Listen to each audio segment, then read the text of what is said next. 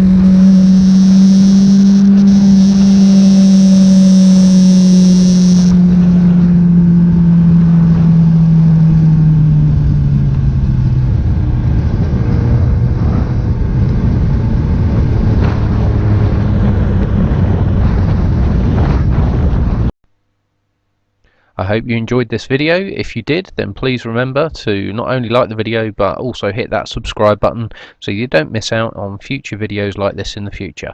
Thanks again for watching, and see you again soon.